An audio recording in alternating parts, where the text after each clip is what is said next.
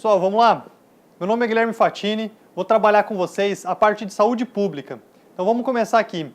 É um tema que é um pouquinho complicado, um tema que a maioria das pessoas tem um pouco de dificuldade, um tema que não é muito comum, a gente não costuma ver muito durante a nossa graduação. Então, para falar de saúde pública, nada melhor do que a gente falar do nosso sistema de saúde, nosso sistema único de saúde, o sistema de saúde brasileiro.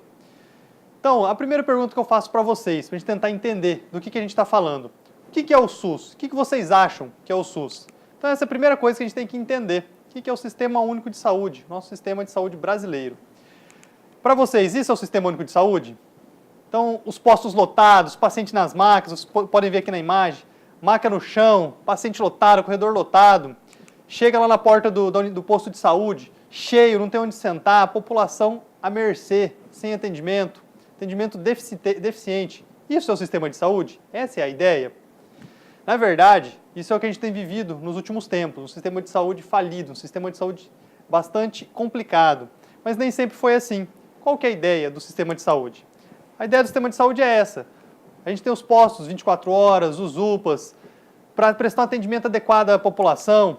A gente vai ter o atendimento pré-hospitalar, o SAMU, que funciona muito bem, diga-se de passagem. Os programas de saúde da família, diversos programas que estão inseridos dentro desse contexto, que na maioria das vezes vão funcionar, mas ocasionalmente o nosso sistema de saúde está um pouquinho complicado e eles não vão para frente como deveriam. Então a gente vai discutir aqui hoje, desde o princípio, por que a gente chegou no sistema de saúde, de onde ele surgiu, como começou e como que a gente chegou aqui no século XXI dessa maneira. Então vamos lá. Primeira coisa que a gente tem que entender, como que era o acesso à saúde lá no comecinho do século XIX, século XX. 1900, 1800 e pouquinho, finalzinho do século XIX, começo do século XX, o acesso à saúde era totalmente desigual. Só tinha acesso à saúde quem tinha dinheiro para pagar. Então a gente não tinha hospitais, a gente não tinha os trabalhadores formais como a gente tem hoje, então não tinha um sistema organizado. Então a gente tinha as pessoas que prestavam assistência e tinha as pessoas que forneciam assistência mediante um pagamento. Então como é que funcionava isso? Eu tinha dinheiro, eu precisava de saúde, eu ia lá e contratava alguém. Então o acesso era totalmente desigual, era só para quem tinha condições de pagar.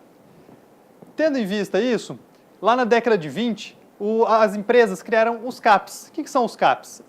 Eram as caixas de aposentadorias e pensões. Então elas reuniam empresas, os funcionários de determinadas empresas que contribuíam para a Previdência Social, contribuíam para a saúde. Então pegavam uma parte do dinheiro, eles iam contribuir, e no final do mês quem precisava de saúde tinha, quando a pessoa aposentava, quando precisava de um auxílio-doença, e por aí direto. Não auxílio-doença necessariamente, isso é um pouquinho mais moderno. Mas um primórdio disso. Já na década de 30, a coisa começou a se organizar mais um pouquinho. Até então, era totalmente alheio ao governo. As empresas, por si só, iam lá e se resolviam com seus funcionários.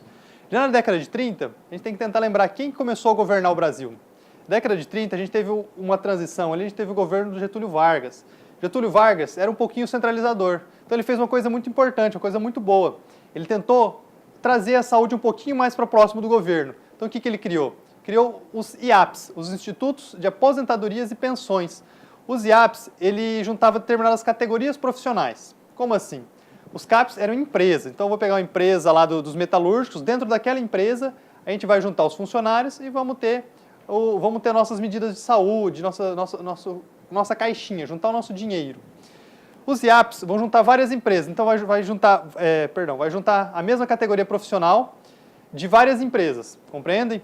Então vai juntar essas categorias profissionais, então concorda que a gente vai ter um montante muito maior? Então aqui a gente já consegue construir hospitais, por exemplo. O Hospital dos Bancários, no Rio de Janeiro, na época tinha, o Hospital dos Metalúrgicos, dos Industriários e assim por diante. Então agora a gente já tinha saúde um pouquinho mais ampliada, só que ainda era bastante restrito, apenas a trabalhadores formais. Ou seja, eu contribuo, eu sou de determinada categoria profissional, eu vou ter acesso à saúde, certo? E foi evoluindo. Esse sistema funcionou razoavelmente bem por bastante tempo. Lá em 1966, mais uma vez eu vou perguntar para vocês, quem que governava o Brasil? Quem começou a governar o Brasil? O que aconteceu em 1966? Época do regime militar, quando a gente começou o regime militar. Qual que era o princípio dos militares? Centralizar. Então, aí a gente vai ter realmente uma centralização da saúde. Por um lado, naquele momento foi interessante, funcionou. Por outro, a gente vai ver que mais para frente não foi tão interessante para a evolução do sistema de saúde. Então foi criado o INPS, Instituto Nacional da Previdência Social, em 1966. Então a gente vai unificar todos os IAPs Antes a gente tinha o hospital dos bancários, dos metalúrgicos, dos industriários. Agora, o bancário pode usar todos os hospitais, o industriário todos os hospitais. Então agora a gente começa a ter uma acessibilidade muito maior. Então eu não tenho que atravessar a cidade inteira para chegar no hospital lá do outro lado, porque minha categoria profissional pertence àquele hospital. Agora eu posso ir em qualquer hospital, em qualquer lugar da cidade, desde que eu seja ainda um trabalhador formal. A saúde continua restrita aos trabalhadores formais. Depois, em 1977, com o sistema ruim, o sistema não estava muito legal, foi dividido a parte da Previdência Social, do financiamento, da gestão e a parte da assistência médica. Então aqui a gente vai criar o IAPAS e o INAMPS. O INAMPS é a parte médica da saúde, o Instituto Nacional de Assistência Médica da Previdência Social.